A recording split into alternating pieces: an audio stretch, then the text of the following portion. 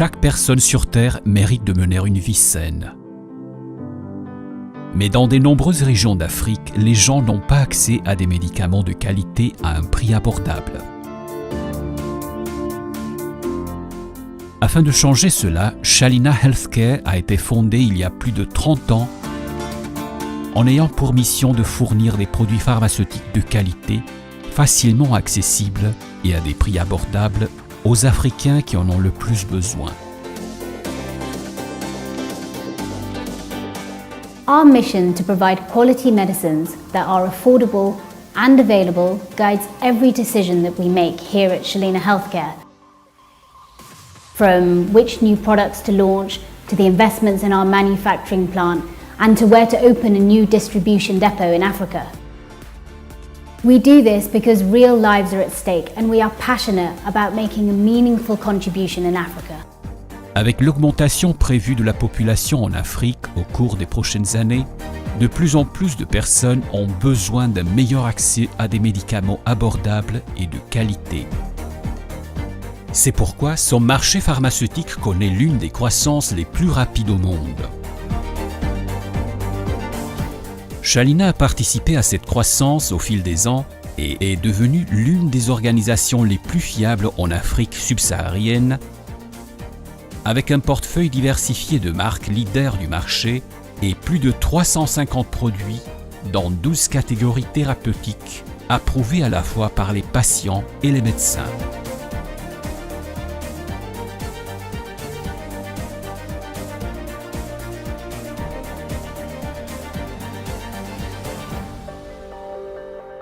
Étant donné que la qualité est un aspect fondamental chez Shalina, tous nos médicaments proviennent d'usines approuvées par l'OMS et ils sont soumis à des contrôles de qualité dans des laboratoires en Inde et en Chine afin de garantir le respect des normes de qualité les plus strictes.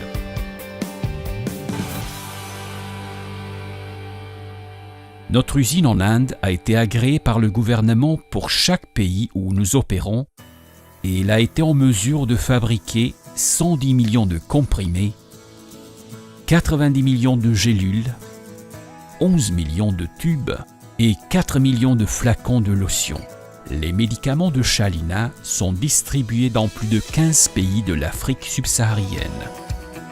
Contrairement à la plupart des sociétés pharmaceutiques, nous opérons une chaîne d'approvisionnement de bout en bout avec un réseau en expansion de plus de 30 centres de distribution Shalina à travers l'Afrique qui approvisionnent directement les hôpitaux, les cliniques, les pharmacies et les ONG. We are able to deliver quality medicines at affordable prices because we have full control of the supply chain from our own manufacturing facilities to our 30 distribution centers across Africa. Therefore, we cut out the middlemen and pass on these savings to our customers who are in effect buying directly from WHO quality approved facilities. Chez Shalina Healthcare, il ne s'agit pas seulement de fournir un produit. Nous croyons fermement à l'importance de s'impliquer dans la communauté et de fournir un soutien de toutes les manières possibles pour assurer une meilleure qualité de vie. Une équipe de plus de 300 professionnels organise des séminaires médicaux, des réunions pharmaceutiques, des présentations de produits et des initiatives de sensibilisation des patients, tout cela pour un meilleur avenir.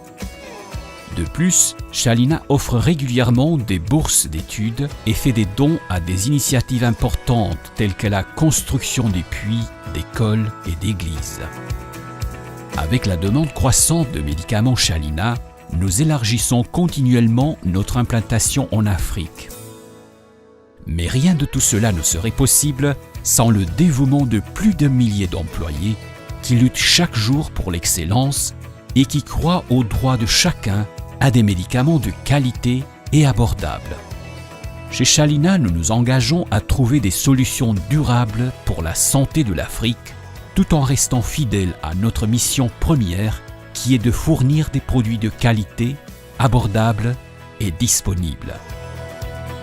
Nous sommes fiers de contribuer à construire un avenir meilleur pour les personnes dans le besoin.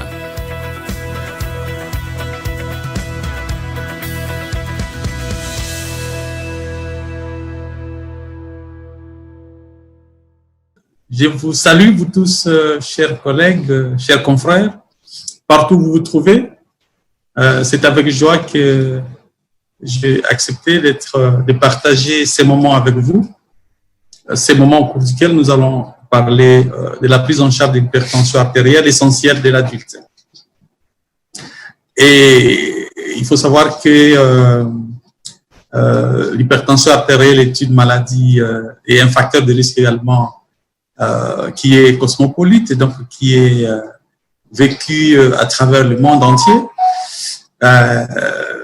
Mais vous savez qu'il y a des particularités suivant les régions qui font que les expériences locales jouent un rôle très important dans la prise en charge de la maladie.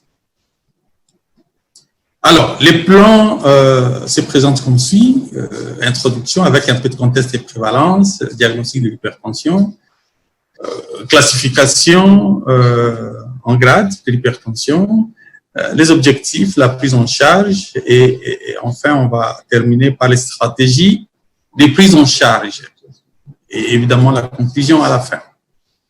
Alors, en guise d'introduction, nous disons que l'hypertension artérielle est un puissant facteur de risque cardiovasculaire. C'est le premier facteur de risque des maladies cardiovasculaires, principalement des AVC, parce qu'il faut rappeler, l'hypertension artérielle augmente le risque d'AVC hémorragique. Lorsqu'on prend l'hypertendu comparé au non-hypertendu, son risque est multiplié par 4 pour faire l'hypertension, pour faire l'AVC hémorragique. Elle augmente également le risque des maladies coronaires, de l'insuffisance cardiaque et de l'insuffisance rénale. Il faut également savoir que l'hypertension artérielle frappe plus de 20% de la population mondiale adulte. Et elle a été responsable les années passées de 7 à 8 millions de décès dans le monde. Et à l'échelle mondiale, un adulte sur 3 est hypertendu de manière globale. Et ces chiffres peuvent être revus à la hausse en Afrique, parce que de plus en plus, dans les régions africaines, on a des proportions qui dépassent 40% de la population adulte, bien que nous ayons des difficultés à obtenir des chiffres à l'échelle populationnelle, au niveau des États. Mais dans la plupart des séries qui ont été pour lesquelles les études ont été faites sur certaines populations de certaines villes, on se rend compte que la population adulte est hypertendue à plus de 40% en Afrique. Et nos statistiques hospitalières montrent également que l'hypertension, avec ses différentes complications, représente la première cause de mortalité dans les départements de médecine interne. Alors, quelle est la situation de l'hypertension en République démocratique du Congo?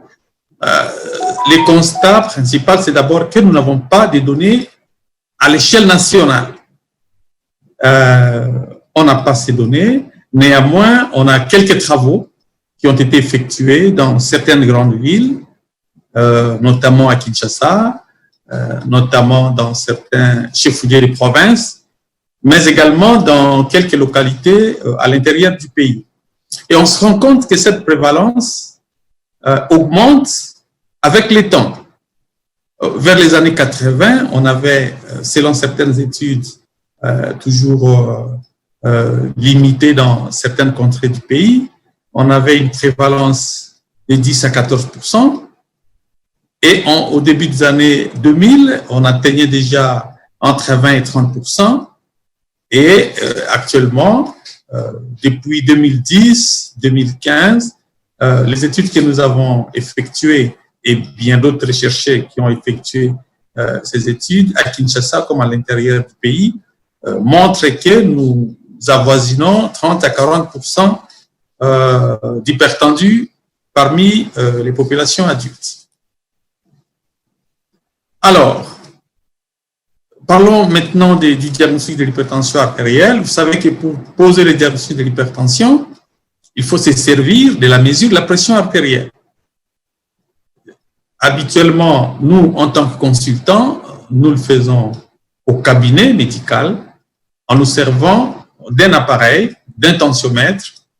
Et pour le moment, c'est plus le tensiomètre électronique qui est utilisé, mais il faut savoir qu'il a existé à un moment où il continue à exister le tensiomètre anéroïde, qui est aussi valable et qui peut continuer à être utilisé, ou le tensiomètre à mercure, il peut continuer également à être utilisé.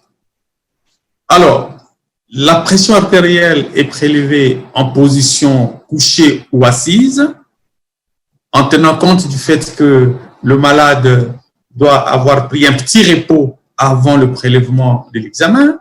Ça signifie qu'il ne faut pas prélever chez quelqu'un qui a couru et qui vient d'arriver à votre bureau parce qu'il craignait d'être en retard.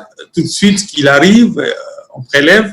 Non, ça ne peut pas se passer de cette façon. Il faut attendre que la personne se repose pendant 2, 3, 5 minutes avant de prélever la tension artérielle.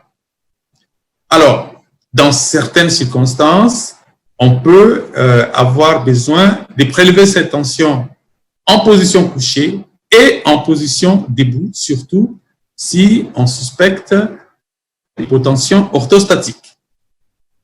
Et à la première consultation, il est utile de prélever cette pression artérielle sur les deux bras, au bras gauche et au bras droit, pour évidemment rechercher une différence qui existerait entre les deux bras, parce que cette différence peut donner une information sur l'intégrité du système artériel au niveau des deux bras. Alors, quelles sont les différentes modalités des prélèvements de la tension artérielle? La plus connue, c'est la mesure au cabinet médical. Ça peut être chez le médecin, ça peut être dans un dispensaire, par l'infirmier, mais il faut savoir qu'il y a d'autres modalités qui sont tout aussi importantes et qui peuvent par moments être indispensables lorsqu'on a des difficultés à affirmer le diagnostic d'hypertension artérielle au cabinet. Alors, nous commençons par le cabinet médical, qui est la modalité la plus répandue, la plus utilisée. On suspecte l'hypertension déjà à partir d'une pression artérielle de 140 sur 90 mm de mercure. Ça peut être 140 sur 90 ou supérieur à ces chiffres-là. Alors, un petit détail, c'est que lorsque vous recevez un malade dont vous ne connaissez pas les statuts par rapport à l'hypertension artérielle, il vaut mieux prélever au minimum 2 fois, mais on peut aller à 3 fois, la pression artérielle, avec un intervalle de quelques 2 minutes. Vous prélevez la première fois, vous prélevez la deuxième fois, ou si vous avez une disparité entre les deux, vous ajoutez une 3e fois, et puis vous faites la moyenne de ces prélèvements. Sinon, un prélèvement ou 2, ça peut quand même donner une idée. Alors ça, c'est le prélèvement pour le premier jour. Mais pour affirmer l'hypertension artérielle, il est conseillé de revoir le même malade dans les mêmes conditions à une deuxième consultation. La deuxième consultation, vous pouvez la programmer dans la semaine, de sorte que vous soyez rassurés que les chiffres que vous avez prélevés la première fois n'étaient pas des chiffres liés à une circonstance particulière de ces moments-là. Alors, si vous avez 2 prélèvements réalisés au cours de 2 consultations différentes, évidemment, pour chaque consultation, nous parlons de 2 ou 3 prélèvements, donc vous avez des chiffres que vous avez obtenus à 2 consultations différentes, à intervalle de quelques jours, et qui vous donnent des chiffres supérieurs ou égaux à 140 sur 80 mm de mercure, là, vous affirmez alors votre hypertension artérielle. Alors, il y a une autre modalité de prélèvement, c'est ce qu'on appelle la MAPA, qui signifie mesure ambulatoire de la pression artérielle. C'est une modalité à laquelle on recourt dans certaines conditions. Il se pourrait qu'au cabinet, vous ne soyez pas arrivé à poser avec certitude votre diagnostic d'hypertension artérielle en ce moment-là, pour des raisons diverses. Par exemple, que la première fois, vous avez des chiffres élevés, de 140, 150 sur 90, et qu'à la deuxième consultation, vous avez des chiffres plus bas. En ce moment-là, vous pouvez recourir à la MAPA, ou alors, il y a toute une série de situations qui peuvent nécessiter le recours à la mesure ambulatoire de la pression artérielle pour poser les diagnostics. Mais il faut savoir que la MAPA peut être utilisée également, fréquemment, chez des hypertendus connus pour bien d'autres indications. Et ça pourra peut-être faire l'objet d'un chapitre à part. Alors, quels sont les critères pour affirmer l'hypertension lorsqu'on utilise cette modalité-là de prélèvement de la tension artérielle? La MAPA sur 24 heures utilise les chiffres de 130 sur 80. Donc, une pression artérielle supérieure ou égale à 130 sur 80 vous permet d'affirmer que la personne est hypertendue sur 24 heures. Mais cette MAPA, qu'on appelle aussi altertentionnelle, donne des résultats dès la journée, parce que ça s'est fait sur 24 heures, ça donne les résultats de la journée, ça donne les résultats dès la nuit, et ça donne les résultats sur 24 heures. La journée, les chiffres limites qui sont acceptés, c'est des chiffres inférieurs à 135 sur 85. Donc, si vous avez une pression artérielle moyenne du jour supérieure ou égale à 135 sur 85 mm, là, il s'agit de l'hypertension artérielle. La nuit, les critères qui sont donnés, c'est 120 sur 70. Donc, les chiffres supérieurs ou égaux à 120 sur 70 sont des chiffres qui reflètent l'hypertension artérielle, et sur 24 heures, je vous l'ai dit, c'est supérieur ou égal à 130 sur 80 mm². Alors, en dehors de la mesure ambulatoire de la pression artérielle, il y a l'automesure par le patient. Il se pourrait que vous soyez dans des conditions où vous ne pouvez pas avoir accès à la MAPA. C'est le cas dans notre pays où cette utilisation est très limitée dans certaines villes. On peut donc, à la place, utiliser l'automesure par le patient. Ça signifie que la personne, avec son appareil de tension, son appareil de mesure de tension artérielle, prélève lui-même, chez lui, la pression artérielle. Alors là, il est conseillé de prélever au moins 3 fois par jour sa pression artérielle, le matin, à midi et le soir.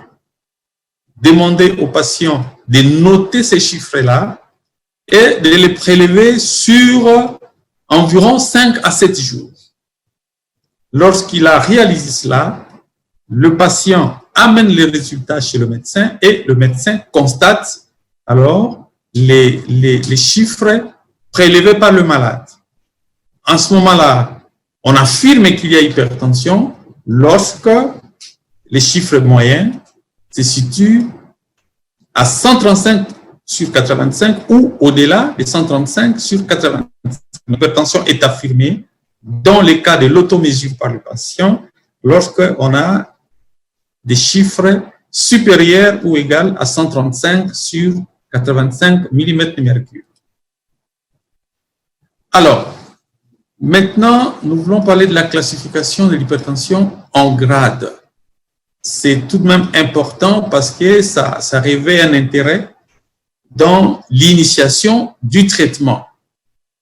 Ici, c'est la classification, je signale ici que nous sommes en présence de la classification de la Société européenne de cardiologie, parce que la société américaine a une classification qui est un tout petit peu différente. Le chiffre optimal de l'hypertension artérielle, c'est lorsqu'on est en dessous de 120 sur 80. Le normal, le vrai normal, c'est entre 120 et 129 pour la systolique et entre 80 et 84 pour la diastolique. Le normal haut, c'est entre 130 et 139 pour la systolique et 85, entre 85 et 89 pour la diastolique. Alors, l'hypertension commence à partir du grade 1. Le grade 1 de l'hypertension artérielle, c'est lorsque nous avons des chiffres de 140 à 159 pour la systole et 90 à 99 pour la diastole. Le grade 2, c'est entre 160 et 179 pour la systole et entre 100 et 109 pour la diastole. Le grade 3, c'est lorsque vous avez une pression artérielle systolique supérieure ou égale à 180 et ou une pression artérielle diastolique supérieure ou égale à 110. Il est important de savoir qu'ici, on affirme l'hypertension dans ces différents grades en tenant compte soit de la pression artérielle systolique seulement, soit de la pression artérielle diastolique ou les deux. Voilà. Alors, il y a une catégorie particulière qu'on appelle hypertension artérielle systolique isolée. C'est lorsque vous avez une pression artérielle systolique supérieure ou égale à 140, alors que la pression artérielle diastolique est inférieure à 90 mm de mercure. Alors, là, c'est en rapport avec les chiffres, les critères de l'hypertension. Maintenant, nous passons aux objectifs de la prise en charge de l'hypertension artérielle. Nous avons deux aspects d'objectifs. Il y a les objectifs de l'évaluation initiale et les objectifs tensionnels. Comme objectif de l'évaluation initiale, nous avons premièrement la confirmation du diagnostic de l'hypertension artérielle. Lorsque vous recevez votre malade pour la première fois, le premier objectif dans votre évaluation initiale, c'est d'abord d'affirmer le diagnostic de l'hypertension artérielle. Parce que, contrairement à ce qu'on peut imaginer, il n'est pas toujours évident d'affirmer et poser le diagnostic de l'hypertension artérielle. Parce qu'il y a beaucoup de circonstances où la personne, pour des raisons, des circonstances strictement ponctuelles, présente des chiffres limites ou des chiffres élevés, alors qu'en réalité, en temps normal, cette personne a plutôt des chiffres normaux. Donc, il faut faire attention, savoir distinguer les circonstances habituelles du malade et qui ne sont pas habituelles pour les malades. Alors, la confirmation, nous venions de le dire, c'est par la mesure de la pression artérielle au cabinet ou alors en faisant recours à la MAPA, au holter tensionnel, ou alors à l'automesure dans l'hypothèse où on n'a pas la possibilité d'accéder à la MAPA. Une fois que vous avez confirmé les diagnostics de l'hypertension artérielle, il faut alors passer à l'évaluation du risque global. Comment on le fait? C'est en recherchant les autres facteurs de risque cardiovasculaire, étant entendu que l'hypertension elle-même est un facteur de risque, et en recherchant l'atteinte des organes cibles de l'hypertension artérielle, mais également l'existence des autres pathologies associées. Une fois que vous avez évalué les risques globaux, il faut évidemment dépister une hypertension artérielle secondaire au cas où il y a des éléments de suspicion. Bon, on ne va pas s'étendre là-dessus parce que ici, nous parlons plutôt de l'hypertension essentielle. Et alors, dans les cadres de l'évaluation du risque global, on réalise ce que nous appelons les bilans minimums, qui est donc indiqué par l'OMS. Alors, c'est quoi ce bilan minimum selon l'OMS? En fait, les bilans minimums, c'est ce qui est recommandé pour tout hypertendu. Quel que soit l'endroit où on se trouve, c'est le minimum nécessaire qu'il est recommandé de faire chez tout hypertendu, de manière à avoir une idée sur les premiers retentissements de l'hypertension chez cette personne. Et également, ça pourrait donner une idée sur l'existence des autres facteurs de risque cardiovasculaire associés à cette hypertension artérielle. Alors, il s'agit de la glycémie à jeun, à la recherche du diabète. La glycémie à jeun, évidemment, dans des milieux plus outillés, en dehors de la glycémie à jeun, vous pouvez recourir à l'hémoglobine glyquée, en plus de votre glycémie à jeun. Alors, la bandelette urinaire, qui est un examen simple, mais qui donne une information qui peut être très importante en rapport avec les retentissements de l'hypertension au niveau rénal. Mais également, il peut donner, cet examen peut donner l'information sur l'origine secondaire de l'hypertension artérielle. À travers la protéinurie, l'hématurie, vous pouvez donc déceler une atteinte rénale et qui est donc permettant d'orienter vers une néphropathie. Mais l'hypertension essentielle peut également, évidemment, entraîner une protéinurie. Alors, la kaliémie, il faut donc doser le potassium parce que le dépistage d'une hypokaliémie peut traduire des situations particulières, par exemple un hyperadultéronisme chez ces malades, et c'est un dosage très important. Également, lorsque le patient est mis sous diurétique, évidemment, là, c'est dans l'hypothèse où le malade est déjà traité, et donc dans la suite, il faut, donc, il est sous diurétique, inhibiteur de l'enzyme de conversion ou ARA2, le dosage du potassium est un examen important dans les suivis du patient. Mais dès la première fois, dès le premier bilan du malade, le dosage du potassium fait partie du bilan minimum. La créatinine, évidemment, pour évaluer la fonction rénale, et les bilans lipidiques complets, le cholestérol total, le HDL, le LDL, les triglycérides.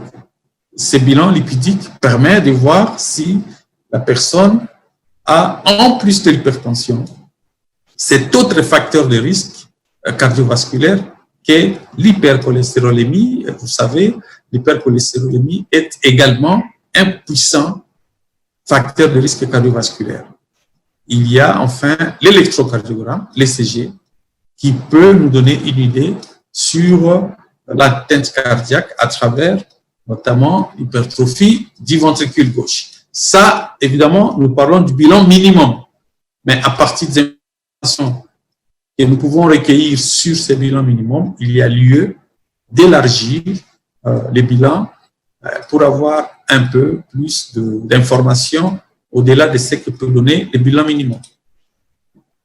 Alors, ici, nous avons un tableau qui nous montre comment rechercher les atteintes des organes cibles, comment rechercher les autres comorbidités et maladies cardiovasculaires et rénales.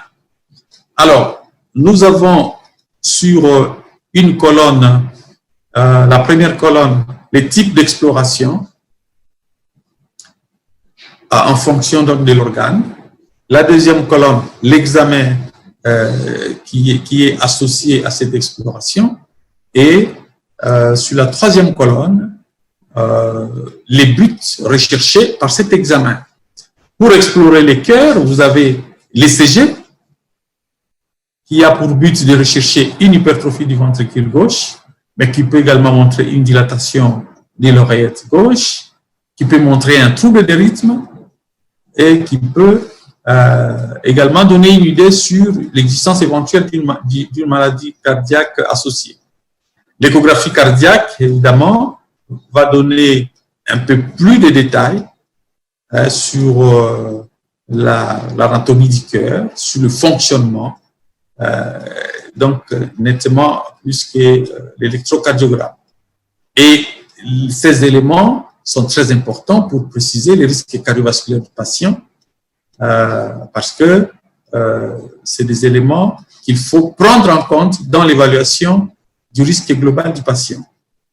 Alors, vous avez, pour l'exploration des vaisseaux périphériques, bon, il faut savoir que l'exploration des vaisseaux périphériques avec l'échographie des artères carotidiennes, l'indice tibio-brachial, etc., ça, c'est un tout petit peu dans des centres spécialisés, on ne va pas trop s'étendre là-dessus.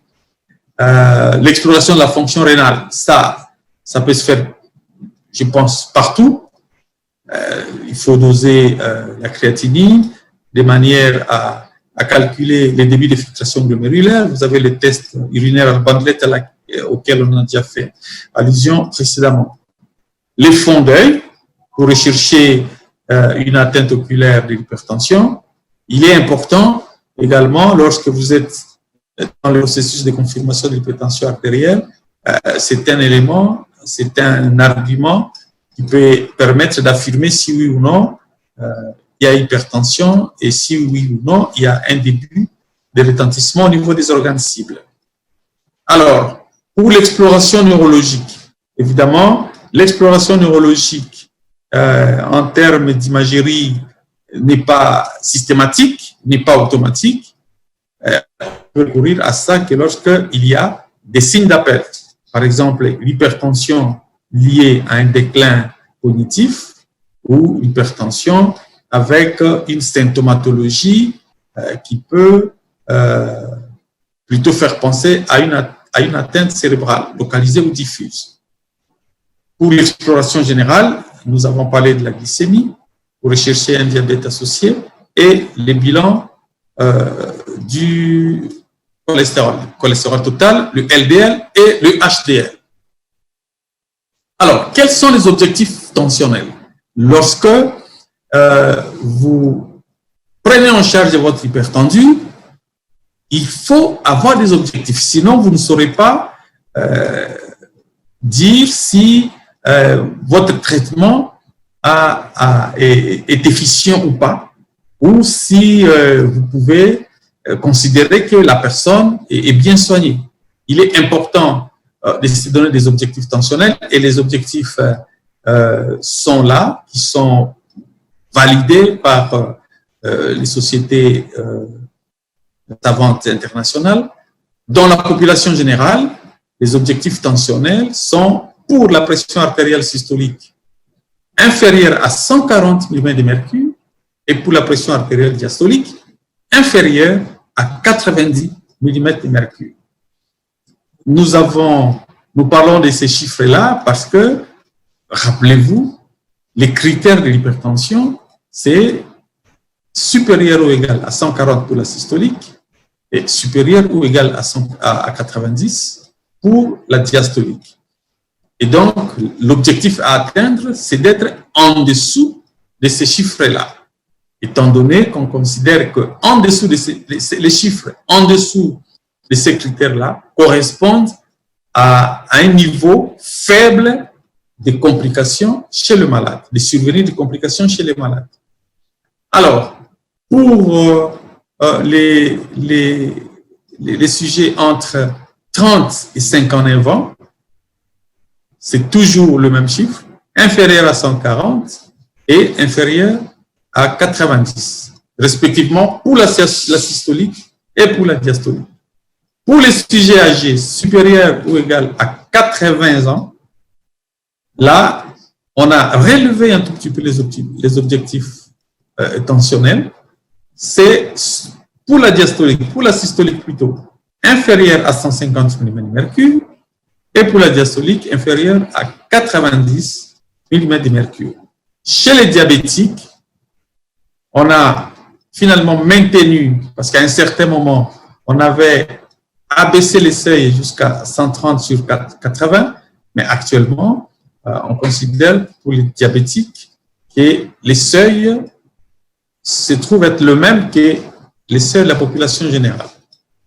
Pour le patient atteint d'infection rénale, en ce moment, les seuils, c'est 130 pour la systolique et 180, disons 80 pour la diastolique. Et pour les patients coronariens, également, ces seuils-là, pression artérielle systolique inférieure à 130 mm de mercure, pression artérielle diastolique inférieure à 80 mm de mercure.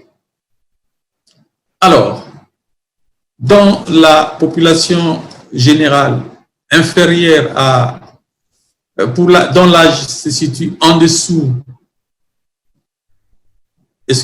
en dessous de 65 ans, selon les dernières recommandations de la Société européenne de cardiologie de 2018, il est recommandé d'avoir une pression artérielle systolique entre 120 et 129 et une pression artérielle diastolique évidemment autour de 80. Et les sujets âgés au-delà de 65 ans, à partir de 65 ans jusqu'au-delà, c'est entre 130 et 139 et la diastolique à 80. Alors, quelles sont les stratégies de prise en charge? Là, nous abordons maintenant les traitements, la prise en charge. Voici certains éléments de stratégie de prise en charge. Premièrement, il s'agit d'une association entre les mesures non pharmacologiques et les mesures pharmacologiques. Donc, il faut associer les deux. Deuxièmement, il faut privilégier les traitements combinés, les associations. Troisièmement, les traitements à pilule unique sont encouragés. À pilule unique, ça signifie 2 médicaments associés dans un même comprimé. Et il faut également utiliser les algorithmes de traitement qui sont simplifiés avec l'utilisation préférée de l'association entre un inhibiteur de l'enzyme de conversion ou un ARA2 avec un anticalcique ou avec un diurétique comme traitement de base. Alors, on peut se poser une question, et c'est une question extrêmement importante dans notre milieu. Monothérapie ou association d'emblée? Ça, c'est extrêmement important, surtout dans notre milieu où la plupart des personnes présentent plutôt une hypertension sévère. Et nous sommes contents que les sociétés savantes internationales ont un tout petit peu rejoint la préoccupation de nous cardiologues ici en Afrique et principalement ici au Congo, où nous estimions que les débuts d'un traitement de l'hypertension par monothérapie ne correspondaient pas au profil des hypertendus dans notre pays, dans nos régions, où les malades consultaient avec déjà des chiffres élevés et avec des complications. Alors, ici, nous donnons l'avantage de débuter le traitement par une association. Le premier avantage, c'est que la réponse est plus rapide lorsque vous commencez par une association. Et donc, la probabilité d'atteindre l'objectif tensionnel est également élevée parce que vous avez commencé par une association de médicaments. Et en plus de ça, il y a un plus faible risque de décourager les patients par des changements multiples de traitements. Parce que si vous commencez par la monothérapie, chez quelqu'un qui a des chiffres très élevés, il y a une grande probabilité que vous n'atteigniez pas votre objectif tensionnel au bout d'un temps, et donc vous serez obligé soit de recourir dans un deuxième temps à une association, soit de changer de molécule. Et donc, le fait de passer beaucoup de temps à ne pas atteindre l'objectif tensionnel peut facilement fatiguer le malade. Et c'est pour cela que nous souhaitons que une association soit plutôt la règle et que la monothérapie soit l'exception. C'est ça que nous préconisions chez nous, dans nos milieux, et nous sommes contents que nous avons été rejoints par les sociétés lors des dernières recommandations, notamment de la Société européenne de cardiologie et même de la Société américaine. Alors, la monothérapie serait donc réservée en première intention aux patients âgés ou aux patients présentant une hypertension artérielle de grade 1 avec faible risque cardiovasculaire. Ça, c'est extrêmement important à retenir. La monothérapie, il faut la réserver aux patients présentant une hypertension de grade 1. Ça signifie des chiffres qui oscillent encore entre 140 et 159 mm de mercure pour la systolique ou entre 90 et 99 mm de mercure pour la diastolique. Voici ici un tableau qui montre la classification des risques. Ce qu'il faut retenir, c'est que lorsque vous avez des chiffres d'hypertension de grade 3, ça signifie une hypertension, disons, une pression artérielle systolique supérieure ou égale à 180 et une pression artérielle diastolique supérieure ou égale à 110, vous êtes déjà d'emblée à haut risque, quelle que soit l'existence ou non des autres facteurs de risque. Déjà au grade 3, vous êtes soit à haut risque, soit à très haut risque, en fonction de l'absence ou de la présence des autres facteurs de risque cardiovasculaires associés. Et à mesure que vous descendez en grade, le risque diminue. Alors, il faut tenir compte, pour classer les risques chez un patient, il faut tenir compte d'un côté du grade de l'hypertension artérielle et de l'autre côté de l'existence des autres facteurs de risque cardiovasculaire, mais aussi de l'existence des comorbidités. C'est ce que nous retrouvons dans ces mêmes tableaux. On peut prendre un exemple. Quelqu'un qui a un ou deux facteurs de risque cardiovasculaire avec des chiffres normal hautes, donc il n'est pas hypertendu, mais il a quand même un ou deux facteurs de risque cardiovasculaire en dehors de l'hypertension. Bon, il a un risque faible. Mais s'il a déjà l'hypertension au grade 1, avec un ou deux facteurs de risque cardiovasculaire, il a un risque moyen. S'il a l'hypertension de grade 2, le risque est moyen à élevé, et s'il est au grade 3, son risque est élevé. C'est le cas pour les autres colonnes, les autres lignes également que vous voyez là-bas. Et donc, il faut tenir compte toujours des deux. D'un côté, les chiffres tensionnels en termes de grade, et de l'autre côté, de l'existence des autres facteurs de risque cardiovasculaire. Et qu'est-ce qu'on appelle risque faible, risque moyen, risque élevé, etc. Là, on tient compte de la probabilité de présenter un événement cardiovasculaire dans les 10 ans à venir. Et donc, il y a une probabilité de moins d'1% pour le risque faible, une probabilité entre 1 et 5% pour le risque moyen, une probabilité entre 5 et 9% pour les risques élevés et au-delà de 10% pour les risques très élevés dans les 10 ans qui viennent. Alors, quels sont les moyens thérapeutiques à utiliser? Ça, c'est extrêmement important. Donc, nous entrons de plein pied dans les traitements. Il y a le premier volet, c'est le volet non pharmacologique. Et ça, c'est extrêmement important parce que ça influence de beaucoup les succès du traitement de l'hypertension artérielle. C'est le régime hyposodé, c'est l'activité physique où on recommande une activité d'au moins 2 heures par semaine. Vous pouvez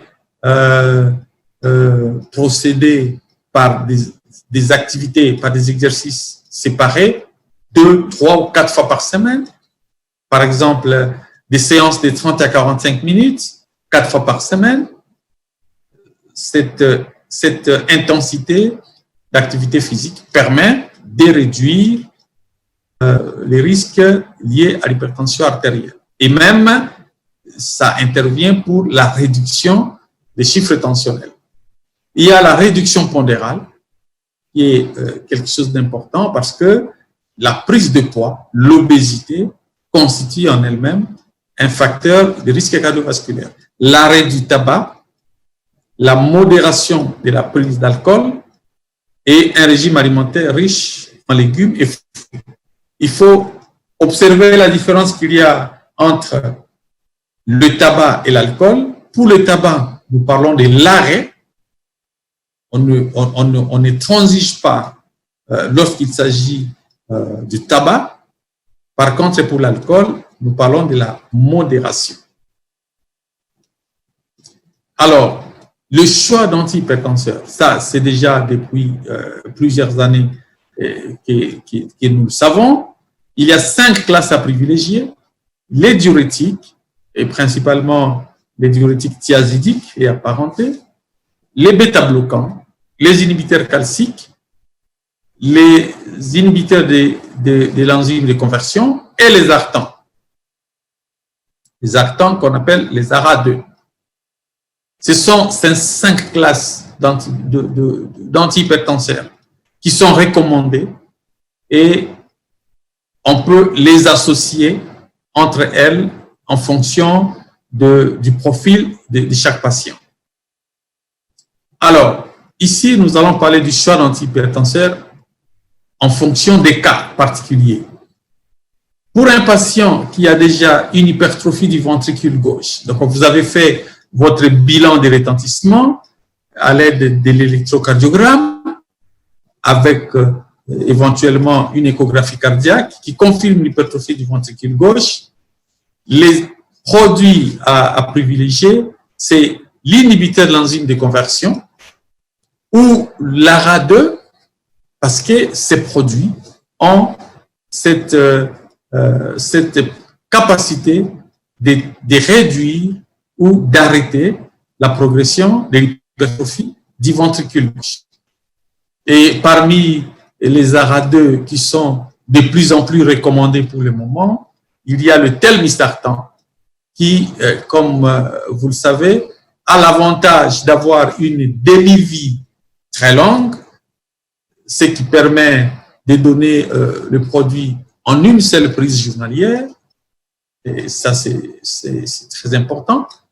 Et vous avez également, avec ces produits, le telmisartan, l'avantage qu'il a, les études ont montré qu'il a une grande capacité à réduire la morbimortalité des patients hypertendus et surtout qui ont d'autres comorbidités associées. Alors, devant un malade qui a l'athérosclérose, évidemment, c'est l'inhibiteur de l'enzyme de conversion et l'anticalcique. Devant une situation de microalbuminurie, c'est l'inhibiteur de l'enzyme de conversion et les ARA2. Dysfonction rénale, c'est les IEC et les ARA2. Évidemment, il faut toujours tenir compte de certaines choses, notamment les taux de potassium, ça c'est extrêmement important, et du niveau de la dysfonction rénale.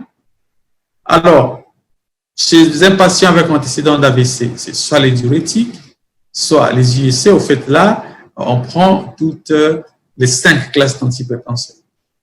Et un patient avec antécédent d'IDM, infarctus du myocarde, là, ce sont les IEC, les ARA2, les bêta-bloquants et les anticalciques.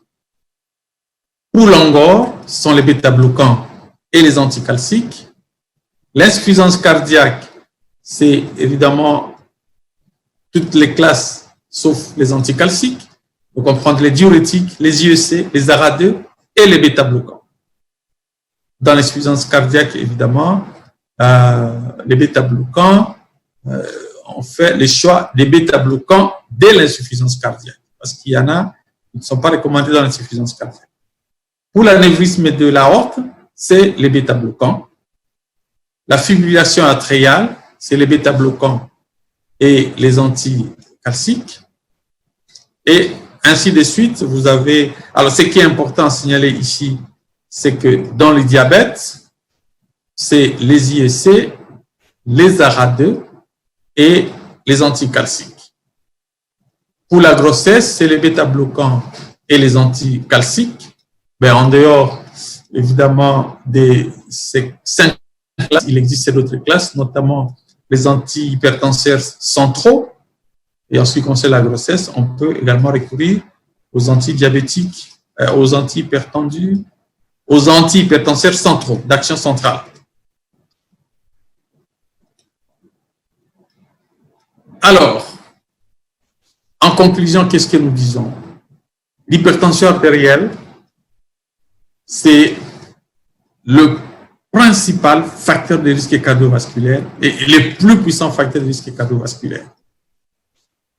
Sa morbimortalité est considérable, non seulement au Congo, en Afrique, mais également dans le monde. C'est un tueur silencieux parce que, comme vous le savez, l'hypertension artérielle peut évoluer sans la moindre manifestation et s'est manifestée à la faveur d'une complication. C'est pourquoi on l'appelle tueur silencieux. Et la meilleure prise en charge de l'hypertension artérielle passe par un dépistage précoce, parce que plus on la dépiste à temps, mieux ça vaut. Ok, bon, merci bien, docteur, pour votre exposé. Et, sincèrement, il a été très intéressant parce que nous avons eu des questions un peu, comme d'habitude, un peu partout. On a presque une centaine de questions déjà ici. Et c'est là à travers la République. Il y en a qui viennent de Kinshasa, Lubumbashi, Butembo, Kikwiti, Goma, Kolwezi, Likasi, j'ai vu même le Boune, on dirait. Alors, pour un premier temps, on va prendre une série de 2 ou 3 questions et puis on va ajouter d'autres. Alors, je commencerai par la question du docteur Boueba de Kinshasa qui demande quel est le lien entre Covid et hypertension. Y a-t-il un lien entre les deux? Alors, s'il y en a, lequel? Évidemment, je crois que c'est une question qui est répétée plusieurs fois. Je vois aussi le docteur Landou Junior, donc c'est une question qui est répétée par 4 ou 5. Je voudrais savoir s'il y a un lien entre l'infection à Covid et l'hypertension. Voilà, je peux répondre. Oui, c'est mieux d'ailleurs. Oui, c'est une très bonne question parce que c'est une question d'actualité. Il faut qu'on en parle. Il y a énormément de choses à dire autour de cette question, des liens entre l'hypertension et la maladie, et la pandémie Covid. Il faut savoir que la pandémie, nous l'apprenons, toute la communauté internationale, la communauté scientifique internationale est en train d'apprendre de cette pandémie maintenant, et donc nous nous basons sur des études qui ont été faites en Chine, en Europe et dernièrement aux États-Unis et qui nous offrent suffisamment d'informations pour que nous puissions comprendre exactement ce qu'il y a entre les deux. Et il faut savoir qu'on n'a pas toujours des éclaircissements sur certains aspects de ces rapports-là. Le premier élément qu'il faut retenir entre hypertension et Covid, c'est que on a constaté que dans la population des personnes qui ont été atteintes Covid, que 40 à 60% étaient hypertendus. Donc, premier constat, c'est que la prévalence d'hypertendus, la prévalence de l'hypertension parmi les patients Covid est très élevée. Ça, c'est un élément. Et pourquoi cette proportion est élevée? On peut donner plusieurs raisons. déjà, il faut savoir que en Occident principalement, les patients Covid sont des patients d'un âge avancé. La moyenne d'âge en Europe des malades qui sont atteints de Covid se situe autour de 70 à 80 ans. Et à cet âge-là, même dans la population générale non Covid, la prévalence de l'hypertension est au-delà de 50%. Et donc, je pense qu'il n'y a pas une spécificité pour Covid. Mais au moins, ici, on donne les évidences qu'on a constatées, qu'on a tirées de ces études. Donc, il y a une prévalence de 40 à 60%. Et ce qu'on remarque également, c'est que les hypertendus, étant donné que les hypertendus portent habituellement des comorbidités, parce qu'il faut le savoir, plus de 30% d'hypertendus sont diabétiques, et un nombre important d'hypertendus ont des complications au niveau cardiaque et au niveau rénal, et donc la présence de ces comorbidités fait que les hypertendus ont présenté une évolution sévère par rapport aux autres malades non hypertendus.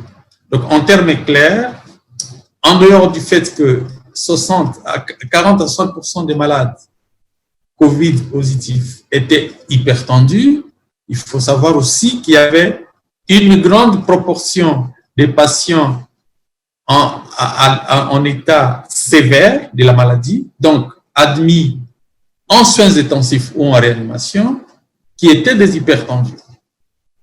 En d'autres termes, on peut dire que l'hypertension artérielle se présente comme un facteur de mauvais pronostics pour Covid. Ça, ce sont les premières observations. Mais est-ce que l'hypertension favorise la contamination de Covid ou favorise, ça rend susceptible,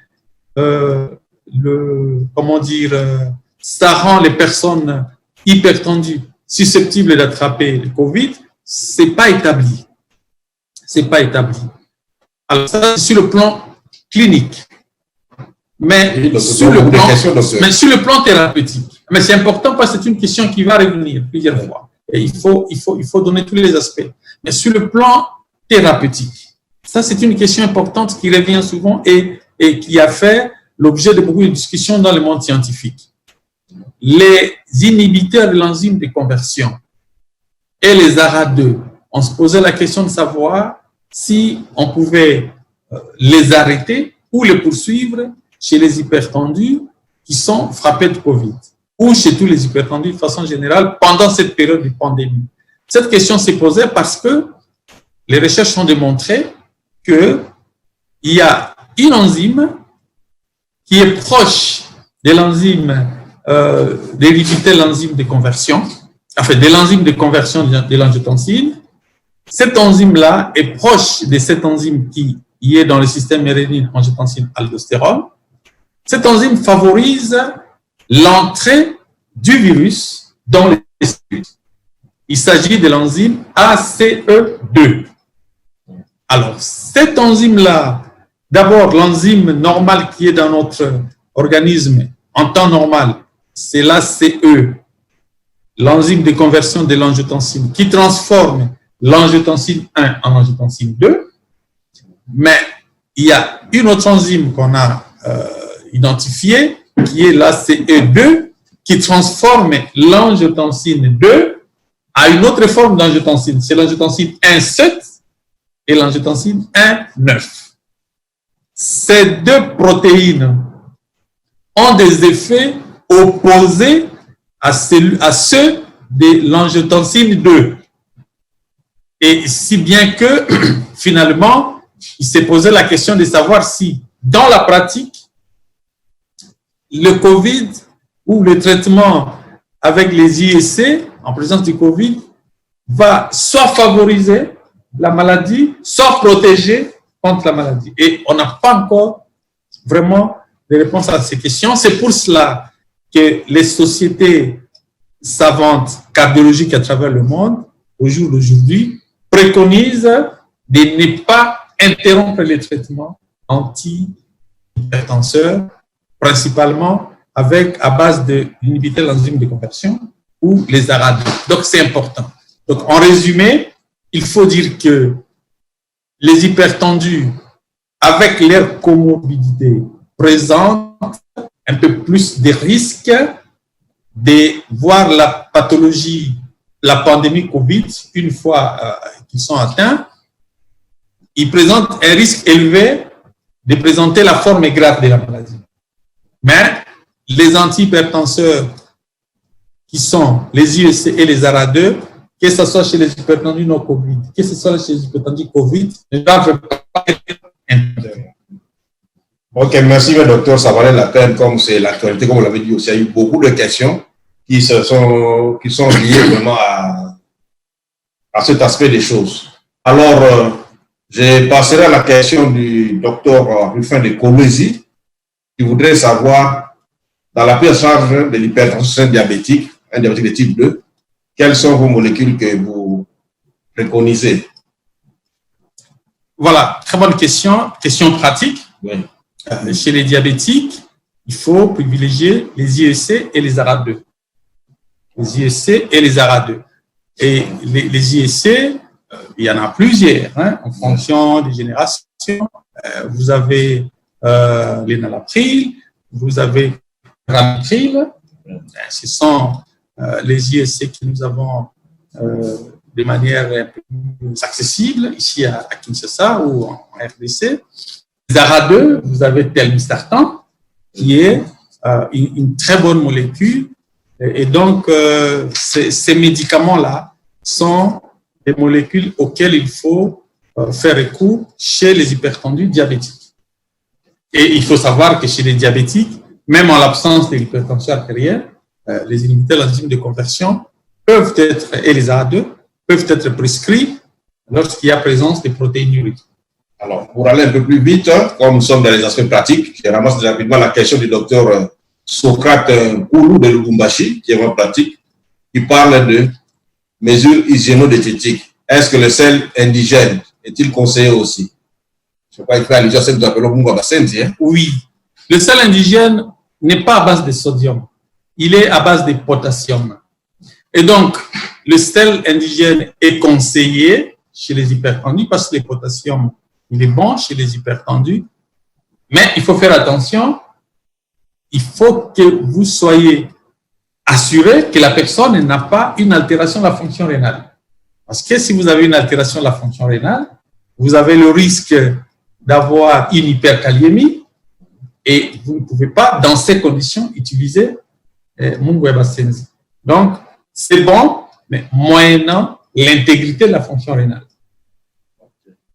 Alors, toujours dans le même ordre d'idée, toujours des questions d'ordre plus pratique. Il y a le docteur Junior, Ilou Massami Junior de l'ICASI, qui voudrait savoir, depuis l'ICASI, est-ce qu'il existe aussi des patients avec hypertension diastolique isolée? Souvent, on parle de l'hypertension systolique isolée. Est-ce qu'il y a aussi des hypertensions diastoliques isolées? Non, c'est une forme qui n'a pas été définie. Il faut se limiter à des formes, à des entités qui ont été définies. Il n'y a pas d'hypertension diastolique isolée. Lorsque vous avez une hypertension diastolique, ça signifie que vous êtes hypertendu. Vous êtes hypertendu. Lorsqu'on a donné les critères de définition, c'est pression artérielle systolique et ou pression artérielle diastolique. Alors, rapidement, il y a une question qui m'a fait aussi rire. C'est le docteur Tsapou Salambi qui demande comment prélever la pression artérielle chez une personne qui n'a pas de bras, qui n'a pas de deux bras. Ah, voilà, ça fait rire aussi. Donc, effectivement, c'est très compliqué. Hein. Il n'a pas de bras. Ça signifie qu'il est né comme ça. Et donc, il a connu un arrachement des deux bras, ou alors qu'il est né comme ça. Et bon, je ne sais pas si ce sont c'est une malformation compatible avec la vie. Bon, c'est un cas de figure assez particulier qu'il vient d'évoquer.